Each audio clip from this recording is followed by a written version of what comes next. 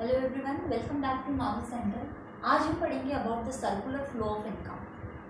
देखिए, सबसे पहले डेफिनेशन देखते हैं। Cycle of generation of income and its distribution among factors of production and finally its circulation from हाउस होल्ड to firms in the form of consumption expenditure. Circular flow of income क्या होता है कि सबसे पहले तो इनकम जनरेट हो रही है, फिर वो इनकम जो है डिस्ट्रीब्यूट हो रही है among the factors of production. Factors of production कौन कौन से होते हैं? Land, labour, capital and entrepreneur. तो जो इनकम जनरेट हुई वो income in factors of production के अंदर डिस्ट्रीब्यूट हो रही है और सर्कुलेट हो रही है पूरी इकोनॉमी के अंदर। किस तरीके से?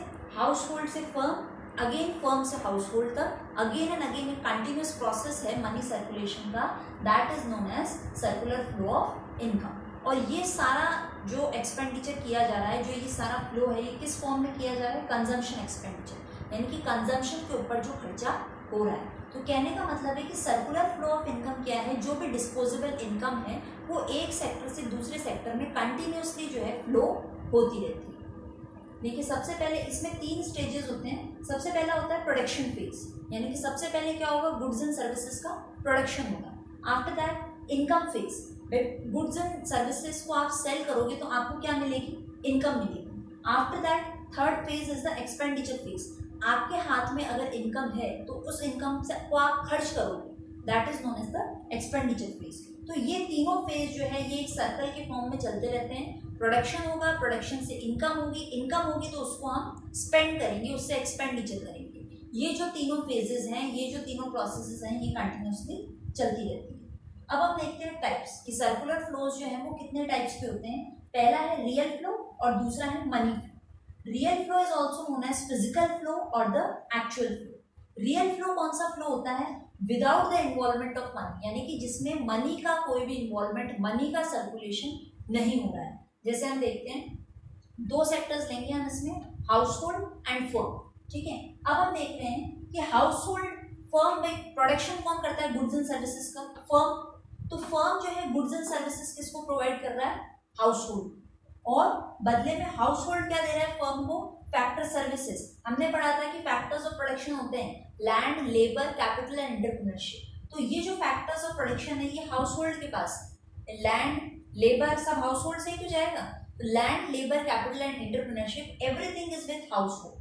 तो हाउस होल्ड किसको प्रोवाइड करेगा? ये सारी चीजें फर्म को। जब तक फर्म के पास लैंड नहीं होगा, लेबर नहीं होगा, कैपिटल नहीं होगा, एंटरप्रेन्योर नहीं होगा, फर्म कांट डू प्रोडक्शन। तो इस पूरे फ्लो में, रियल फ्लो में या फिजिकल फ्लो में या एक्चुअल फ्लो में हम देख रहे हैं कि मनी का सर्कुलेशन आपको कहीं देखने को नहीं मिल रहा है। देखिए, फर्म ने जो गुड्स एंड सर्विसेज बनाए हाउस होल्ड को दे दिए और हाउस होल्ड बदले में क्या दे रहा है? फैक्टर सर्विसेज दे रहा है, यानी लैंड, लेबर, कैपिटल और एंटरप्रेन्योर वाली सर्विसेज जो है वो प्रोवाइड करेगा। तो कहीं भी जो है मनी का इन्वॉल्वमेंट नहीं हुआ between these 2 sectors, household and firms.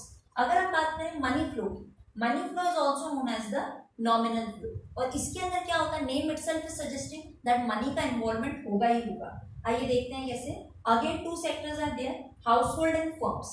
अब सबसे पहले क्या हो रहा है? भाई हाउस होल्ड को फर्म से गुड्स एंड सर्विसेज खरीदने, तो वो क्या करेगा? खर्चा करेगा on purchase of goods and services. तो जो खर्चा हाउस होल्ड कर रहा है that is known as consumption expenditure, यानी कि अपने कंजम्पशन के लिए, अपनी सेटिस्फैक्शन ऑफ वांट्स के लिए जो खर्चा किया जा रहा है that is known as consumption expenditure. अब परचेज करनी है गुड्स एंड सर्विसेज तो पैसा किसको मिलेगा? फर्म को। आफ्टर दैट फर्म क्या कर रहा है? भाई हमने रियल फ्लो में पढ़ा कि हाउस होल्ड जो है फैक्टर सर्विसेज देता है फर्म को, लैंड, लेबर, कैपिटल, एंटरप्रेन्योरशिप। तो हाउस होल्ड फ्री में तो देगा नहीं, फर्म को पेमेंट करना पड़ेगा।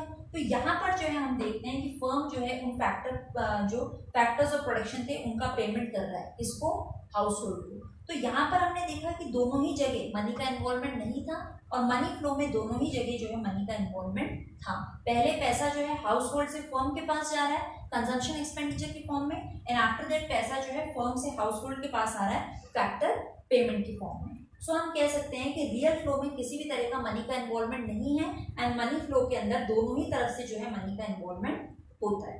One more important concept is stock and flow. इनके बारे में भी हमें पता होना चाहिए। सबसे पहले देखते हैं स्टॉक। स्टॉक क्या होता है?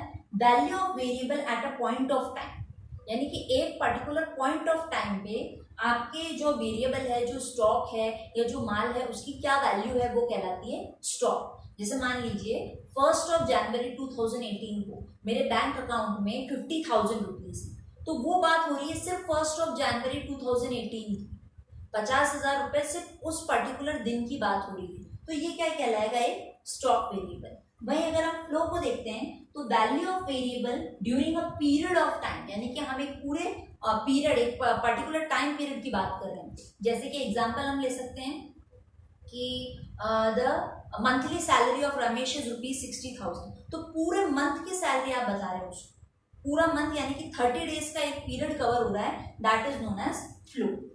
नाउ सेकेंड डिफरेंस हम देखते हैं between stock and flow, not time dimensional. Stock के लिए हम क्या कह रहे हैं कि ये टाइम डायमेंशनल नहीं है, क्योंकि हम पर्टिकुलर एक पॉइंट ऑफ टाइम की बात कर रहे हैं। लेकिन अगर हम फ्लो को देखते हैं तो इट इज टाइम डायमेंशनल, क्योंकि हम एक पूरा पीरियड ऑफ टाइम कवर करेंगे, इसीलिए जो है वो पर आवर बेसिस पे होता है, पर मंथ या पर ईयर, ठीक है, वो फ्लो पे डिपेंड करता है। तो इसीलिए हम इसको टाइम डायमेंशनल मान रहे हैं कि इसमें जो है टाइम पीरियड कवर हो रहा है, और ये जो है टाइम डायमेंशनल नहीं है, क्योंकि एक पर्टिकुलर पॉइंट ऑफ टाइम की बात हो रही है, ना उससे पहले का कुछ हम इसमें इंक्लूड करेंगे और ना ही उसके बाद का हम कुछ इसमें इंक्लूड करेंगे। Next is stock impacts the flow, और उसी का अगर ऑपोजिट हम देखें, flow also impacts the stock. कहने का मतलब है कि स्टॉक का इम्पैक्ट पड़ता है फ्लो के ऊपर एंड फ्लो का इम्पैक्ट पड़ता है स्टॉक के ऊपर। सबसे पहले हम देखते हैं कि ये स्टॉक के बारे में क्या कह रहे हैं। भाई स्टॉक किस तरीके से फ्लो पर असर डालता है, तो सीधी सी बात है, जितना ज्यादा आपके पास, अगर आप प्रोड्यूसर हो तो जितना ज्यादा आपके पास कैपिटल का स्टॉक होगा, उतना ही ज्यादा गुड्स एंड सर्विसेज का फ्लो आप जनरेट कर पाओगे। क्लियर। और अगर दूसरे साइड पे हम देखें कि फ्लो जो है इम्पैक्ट डालता है स्टॉक के ऊपर, जितना ज्यादा आपके बिजनेस में इनकम का जो है फ्लो चल रहा है, उतना ही बड़ा आपका स्टॉक रहेगा, किसका, आपकी वेल्थ का, आपकी प्रॉस्पेरिटी का, आपकी लग्जरी का। अगर फ्लो ऑफ इनकम आपका रेगुलर बहुत अच्छा चल रहा है तो आपका स्टॉक ऑफ वेल्थ भी बहुत बढ़िया, बहुत दमदार होगा। तो कहने का मतलब है कि स्टॉक भी फ्लो के ऊपर असर डालता है एंड फ्लो भी स्टॉक के ऊपर असर डालता है।